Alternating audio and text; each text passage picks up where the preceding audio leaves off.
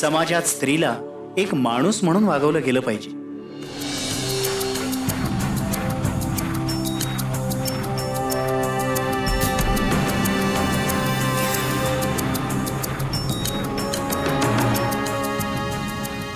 माझं सामान कुठे गेलं? स्वामींसाठी आणलेलं सामान, भर वस्तू होत्या त्यात। स्वामींसाठी अलंकार होते, उंची वस्त्र होती, वर माझे पैसे पण होते। कुणी डल्ला मारला असेल, कुणी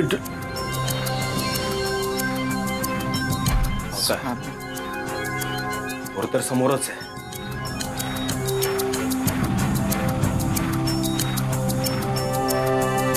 अरे उधर माझी शाल चोरलीस आणि नंतर माझं सामान। शेठ, गोविंद शेठ, अरे बोल, माझं सामान कुठं आहे? गोविंद शेठ, स्वामी शपथ सांगतो, मी नाही चोरलं तुमचं सामान। लाज नाही वाटत? लाज नाही वाटत का? तोंड्या खोटी शपथ घेतोस? खरं सांग, माझं सामान कुठं आहे? शपथ घेऊन सांगतो, मी कशाला चोरू यांचं सामान? गोविंद का असा खोटा आळ घेते त्यांच्यावर? तुमच्याकडे काही पुरावा आहे का? एक नाही, 1000 पुरावे आहेत। सामान तपासायचं, सगळं सापडेल याच्यात। अहो, काही नाहीये त्याच्यात। नाही, काहीच नाही। पहिलं निरपराध आहे तो। तुमचं सामान त्याने चोरलेलं नाही, मी पाहिलं, माझ्या नंतर उठलाय तो। तुमचं सामान चोरांनीच पळवलं असेल। झालं ते जाऊन दे, आपण स्वामींच्या दर्शनाला जाऊ, ते महत्वाचं आहे। चला। मी का असा रिकाम्या हाताने स्वामींच्या दर्शनाला जाऊ? दर्शन देताना हात रिकामा आहे का हे नाही बघत स्वामी, ते आपलं मन बघतात। अहो, मन जर का भक्तीने काठोकाठ भरलेलं असेल तर स्वामी दुसरी कशाचीही अपेक्षा करत नाही। गोविंद शेठ, तुम्हाला मिळेल दर्शन, चला। ए का तोंड्या, एवढा मार खाल्लास माझा तरी पण तुझी जीभ चुरचुर करते काय? परत शिकवतोय।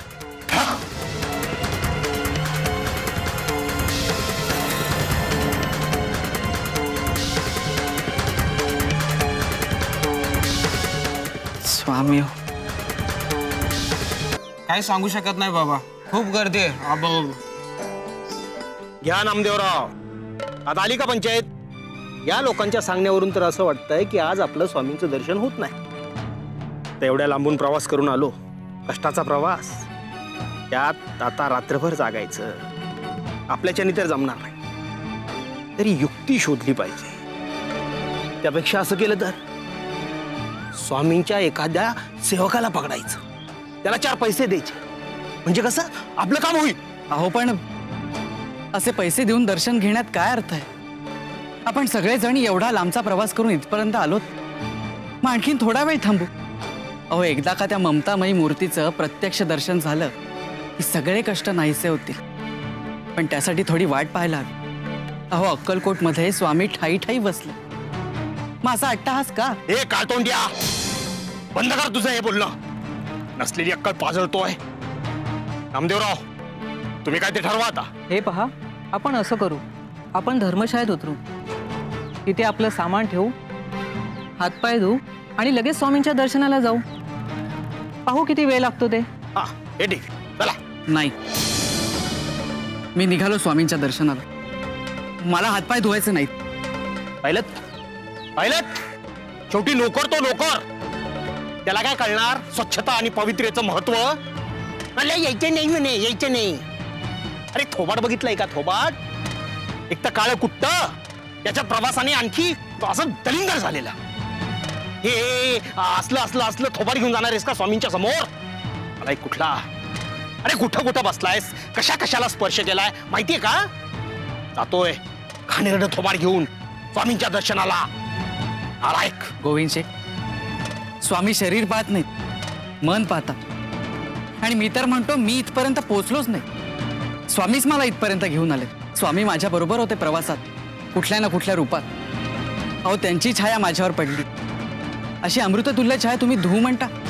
अहो, असं जर का मी वागलो तर माझ्यासारखा पापी मीच असेन।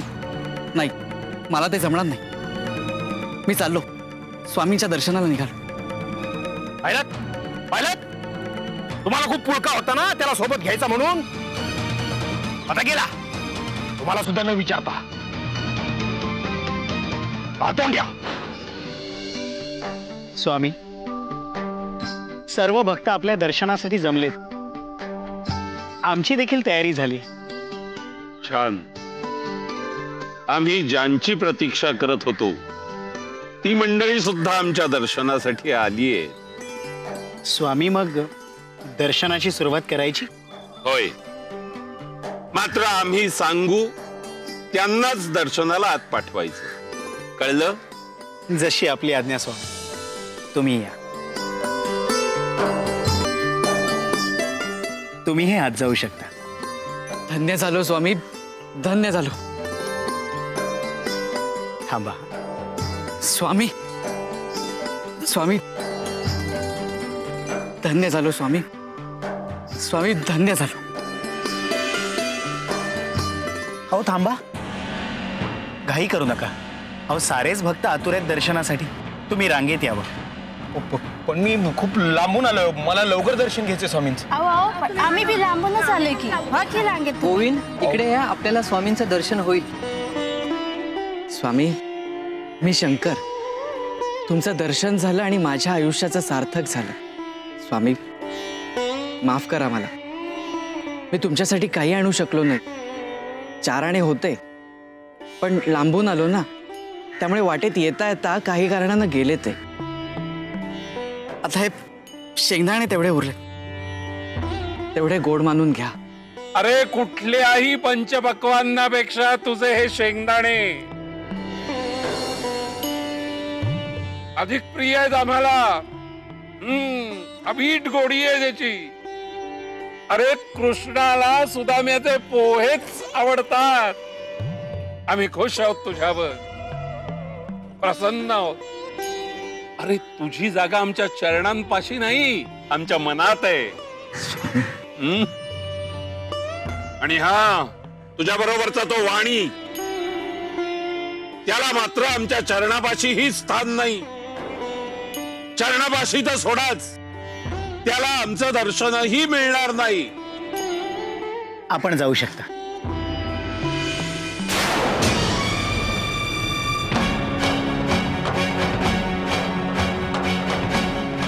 काय हो, काय होतंय तुम्हाला?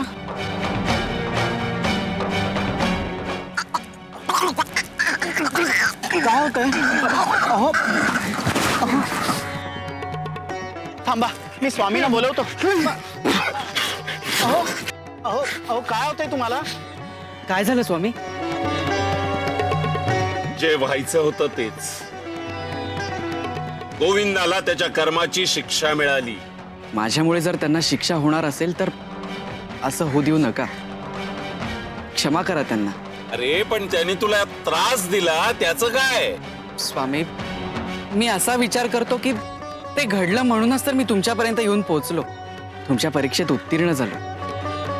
पण क्षमा करा त्यांना, दया करा त्यांच्यावर. त्यांना सुधारण्याची एक संधी द्या, निदान माझ्यासाठी तरी.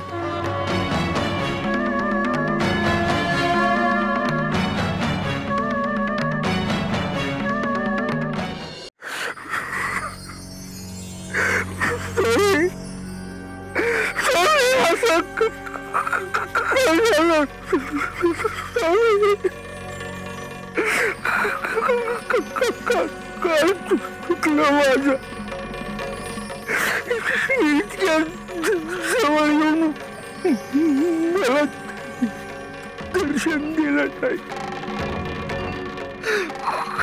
कसली शिक्षा स्वामी, कसली शिक्षा?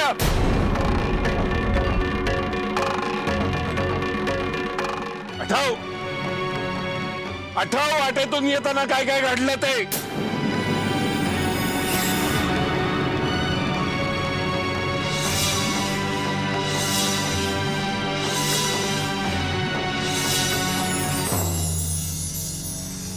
अरे जे जे गरीब लाचार तुला भेटले त्यांच्याशी किती तुच्छतेने वागलास तू. या शंकरचा पावला पावली छळ केलास तू. त्याच्यावर चोरीचा आळ घेतलास. अरे एवढंच नाही, त्याला मारहाण करण्यापर्यंत मजल गेली तुझी. याची शिक्षा तुला मिळायला नको काय रे? आम्हाला पैसा भरजरी वस्त्र दिली की आम्ही खुश होऊ असं वाटतं तुला? स्वामींना ते दिलं की आपल्याला अपत्य मागून घेता येईल. आणि हो, आपल्या मुनीची इच्छा पूर्ण करायला त्यांना साकडंही घालणार. अगं, आपल्या पोटी आता संतती जन्माला यायला नको का? आणि हो, तो देखील पुत्र. अरे त्या अपत्याला काय देणार तू? हा तुझा असा दुष्टतेचा वारसा. त्या शंकरला सतत काळ तोंड्या म्हणून हिणवतोय. अरे त्याच्या मनाच्या श्रीमंतीकडे बघ. आणि तुझं मन किती काळ आहे रे. आम्हाला निर्मळ भक्ती प्रिय असते हे विसरलास? अरे माणसानं माणसाशी माणसासारखं वागावं हे सुद्धा ज्याला कळत नाही, एवढीही ज्याला अक्कल नाही, तो आमचा भक्त काय रे? माणूस म्हणून देखील घ्यायच्या लायकीचा नाहीये. श्रीमंतीचा माज होता तुला. अरे त्यापैकी किती किती पाप केलीस तू.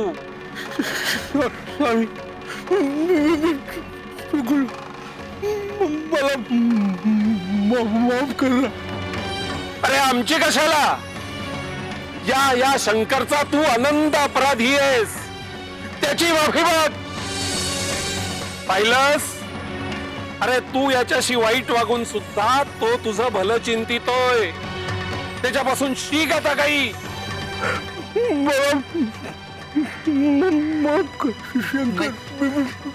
नाही स्वामी, स्वामी यांची ही दशा मला पावत नाहीये स्वामी. मी काही जरी पुण्य केलं असेल तर कृपा करून यांना बरं करा स्वामी. पाहिलंस? तू याचा इतका छळ केलास.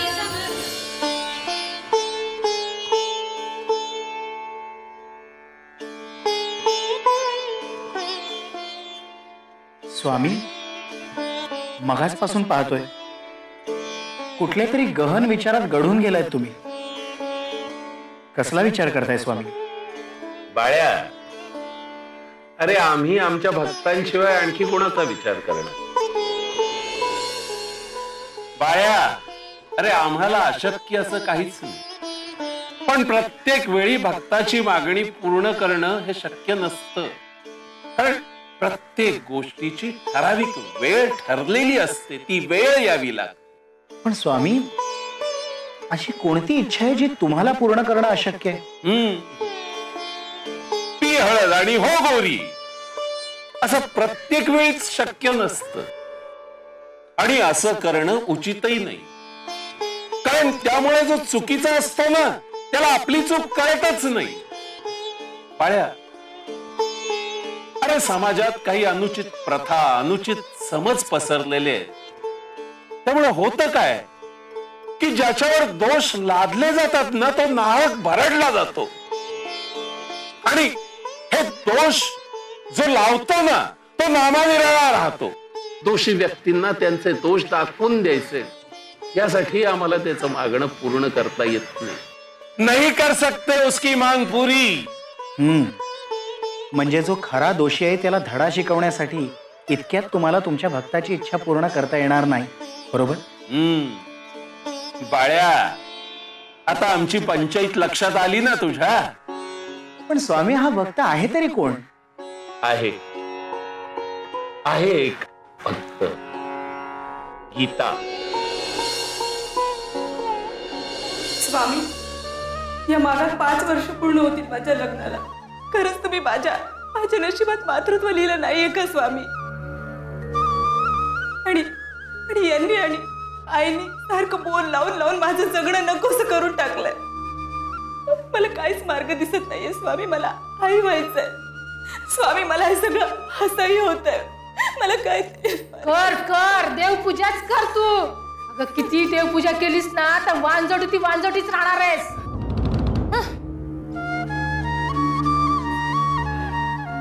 आई मी जरा जाऊन येतो. आता तू कुठे निघालास? आता मी जाऊन जाऊन कुठे जाणार? जाऊन येतो शेतावर. तू शेतावरच जाणार, नाहीतरी घरात तुला रमायला हाय काय म्हणा? हा बरं ते जाऊ दे, मला तुझ्याशी जरा महत्वाचं बोलायचंय. आता बोल, काय बोलायचंय? आता बोलण्यासारखा आपल्या घरात एकच विषय आहे. आता तुमच्या लग्नाला इतकी वर्ष झाली पण तुम्हाला मूल व्हायचं काही चिन्ह दिसत नाही. अरे मला नाही वाटत ही गीता आपल्या घरण्याला वारस देईन म्हणून. माणसाने वाट तरी किती बघायची? हा अगं आई, पण याच्यावरती काय आपल्याकडे उपाय आहे का? उपाय आहे ना, नक्कीच उपाय आहे. आता हे बघ, आता गोट्यात जर एखादी गाय किंवा म्हैस दूध देत नसेल, हात धरून बसतो का? अरे दुधासाठी ती गाय आपण आणतोच की नाही, तसंच आहे हे. खरं सांगू का, मला बी सारखं असंच वाटत असते. मला बाप व्हायचंय, मला बाप व्हायचंय. मला काय उपाय दिसत नाही बाई. अरे उपाय नाही कसा? उपाय आहे ना. हे बघ, आपण तुझं दुसरं लग्न करून टाकू. अरे पण वर्षभराच्या आत कसा तू मांडीवर खेळायला माझ्या. अरे हाय काय नाही काय? यांचं दुसरं लग्न करण्याचं बेत करताय तुम्ही? काय कुणाची चोरी आहे? तुला मूल होत नाही तर आम्ही तुझ्या भरोश्यावर किती दिवस राहायचं? त्याचं दुसरं लग्न करणार म्हणजे करणारच. अहो पण तुम्ही तरी काहीतरी सांगा ना. आई काय बोलताय? तुम्ही खरंच दुसऱ्या लग्नाला तयार आहात का? कारण मला मूल हवंय, मूल. आणि त्याच्यासाठी मी दुसरं लग्न करायला देखील तयार आहे. कळलं? आई, तू मुली बघायला सुरुवात कर. हो ऐका तरी.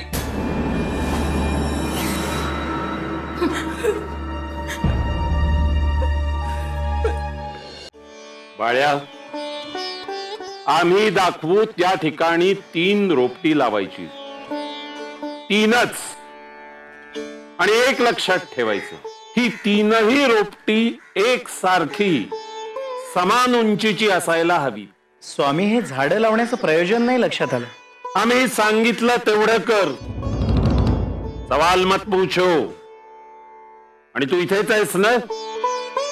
आज न उद्या तुला त्यामागचं कारण कळून येईल. हो स्वामी, लावतो रोपटी. स्वामी, आपल्याशी काही बोलायचं. बोल. स्वामी, लग्नाला 5 वर्ष झाली आहेत माझ्या, पण मातृत्वाचं भाग्य माझ्या नशिबी आलेलं नाही. आणि हे आणि सासूबाई तर आता निग्रहावर आले. त्यांचं दुसरं लग्न करायचं म्हणतात. आणि असं जर झालं स्वामी, तर त्यांची दुसरी बायको मला घराबाहेर काढल्याशिवाय राहणार नाही. आणि हे सगळं काही होऊ नये म्हणून मला एक मार्ग सुचलाय.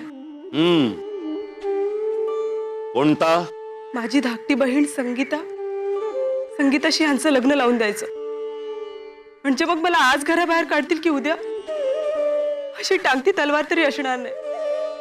मला माझ्या घरात राहता येईल स्वामी. गीता, हा सगळा उपद्व्याप तू कशासाठी करतेस? त्या घराला वारस मिळावा आणि मलाही घरात राहता यावं म्हणून स्वामी. तसं करू नकोस. त्याचा काहीही उपयोग होणार नाही. असं का म्हणताय स्वामी? त्याचं कारण मी तुला आत्ताच सांगू शकत नाही. पण तू हे जे काही म्हणतेस तो तुझ्या समस्येवरचा तोडगा नाही, तर तू स्वतःच्या पायावर कुऱ्हाड मारून घेतेस.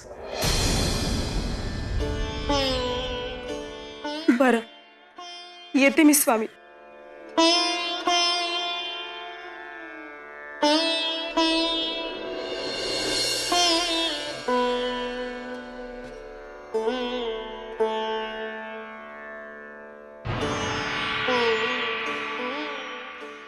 ते काय नाही, मी त्याचं लगीन करणार म्हणजे करणारच. अहो आई, पण माझं जर ऐकून तरी घ्या तुम्ही. तुला सांगितलंय, आमच्या कामात बिप्पा घालायचा नाही, त्याचा काय बी उपयोग होणार नाही. अहो मी अडथळा नाही आणत आहे. फक्त मला तुम्हाला एक विचारायचं होतं की ह्यांच्यासाठी मुलगी मी सुचवली तर चालेल? मुलगी तू बघणार? कोण हाय कोणती मुलगी? माझी धाकटी बहीण संगीता. तुझी बहीण? बरे बरे. आई, आणि गेली 5 वर्ष तुम्ही तिला ओळखताय आणि तुम्हालाही ती खूप आवडते ना? हो अगं, पण अहो सगळा विचार करूनच बोलते मी. यांच्याशी जर तिचं लग्न झालं ना, त्यामुळे आम्ही दोघी सुखासमाधानाने राहू. हो. मला त्याच्याशी काही घेणं देणं नाही. मी आजी होईन की नाही हे कोण सांगणार? होईल हो आई, सगळं कसं तुमच्या मनासारखं होईल. हो. मदन, तुझं काय म्हणणं आहे? आई, मी तुझ्या शब्दाबाहेर नाहीये, पण मला गीताला एक प्रश्न विचारायचा आहे. गीता, तुझी बहीण या लग्नाला तयार होईल? आणि हे सगळं तुझ्या वडिलांना समजावून कोण सांगणार? ती सगळी माझी जबाबदारी. मी सांगेन त्यांना. हो, ते ऐकतील माझं.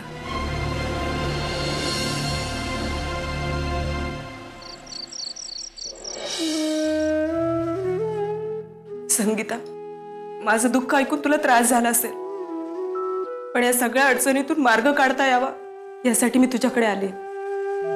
संगीता, मी जे काही तुला सांगितलं ते ऐकून तुला दुःख झालं असेल हे मला माहिती आहे, पण तुला माझ्या वेदना सांगाव्यात किंवा माझं दुःख सांगावं, पण याहीपेक्षा आलेल्या अडचणींवर, समस्येवर मात करता यावी यासाठी मी तुला माझी दुःख सांगितली. पण संगीता, लग्नानंतर इतके वर्ष मूल झालं नाही म्हणून तुला किती त्रास सहन करावा लागला हे तुला शब्दातही नाही सांगता येणार ग मला. पण हे सगळं सांगण्यामागे माझा हेतू वेगळा आहे. ताई, एवढे आडेवेडे घेऊन का बोलतीयस? जे काय बोलायचं ते स्पष्ट बोल ना. आणि तू जर मला काय करायला सांगितलं मी नाही म्हणेन का? अगं, हे सगळं माहितीये मला, म्हणूनच तर तुझ्याकडे आली मी. आणि म्हणूनच विश्वासाने तुला हे सांगायचंय की तू ह्यांच्याबरोबर लग्न कर.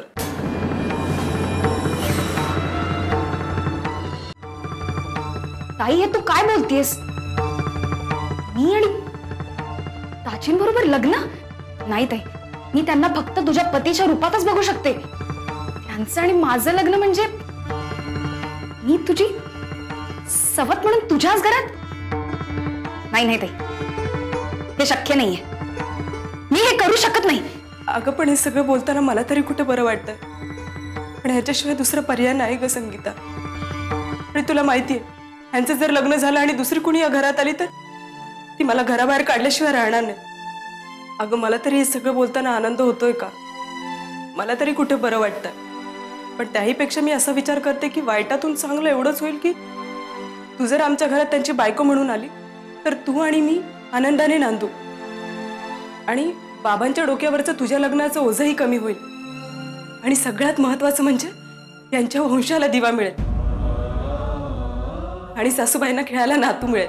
पण ताई, तरी मी मदन दाजींशी लग्न करायचं?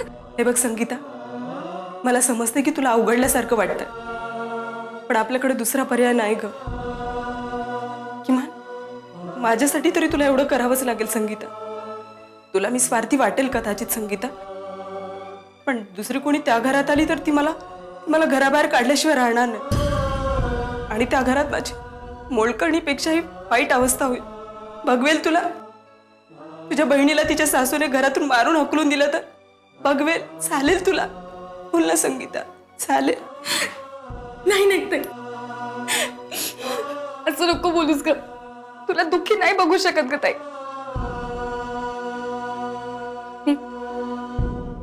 तुझ्या सुखासाठी वाटेल ते करायला तयार आहे, पण बाबा, अगं बाबा गावाहून परत आला, मी सांगेन ना त्यांना समजावून, ती जबाबदारी माझी. पण खरं सांगू संगीता, तू लग्नाला तयार होऊन खरंच खूप उपकार केलेत ग. कसे फेडू तुझे उपकार? ताई, संगीता,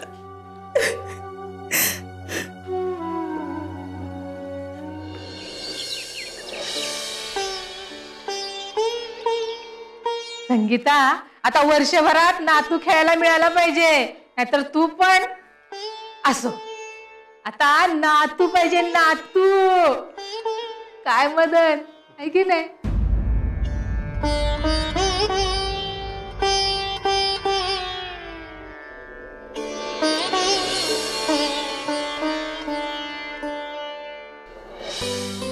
आई, गोडाचा शिरा केलाय, तुम्हाला आवडतो ना? बाई, आज गोडाचा शिरा कसं काय गोड करायला निमित्त आहे का? तशी काय गोड चाहूल लागली तुला? अगं मी आजी होणार हे ऐकायला माझे कान आसुसलेत. अगं बोल ना. हा, अगं बोल ना, काय झालं? बोल ना. नाही आई, तसं काही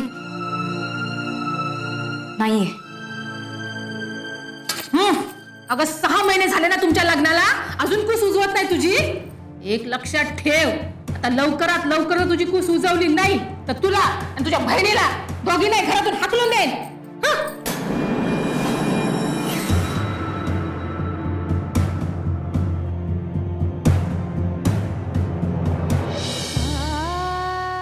ताई, तू कशाला स्वतःला दोष देतेस ग? तू आजवर जे काय केलंस ते सर्वांच्या भल्यासाठीच केलंस ना. एवढा मोठा त्याग केलास तू, पण तुला हे सर्व असं होईल? परिस्थिती सुधारण्याऐवजी अधिकच बिघडेल हे कसं ठाऊक असणार? वाईट वाटून घेऊ नकोस ग. आजवर काय आणि किती सोसला असशील ना, कळतंय ग मला. आपल्या दोघींच्याही नशिबात हेच दुःख आहे. आपल्या दोघींमध्ये दोष असावा, पण असं का? आपण दोघी कधीच आई होऊ शकत नाही का ग? कुठल्या चुकांची शिक्षा मिळते? पण ताई, तू इतक्या धीराची आहेस. बाबा नेहमी तुझं कौतुक करतात आणि तूच असा धीर सोडलास तर मग कसं व्हायचं ग? त्यापेक्षा असा विचार कर ना की आपण आहोतच ना एकमेकींसाठी. मग तर झालं.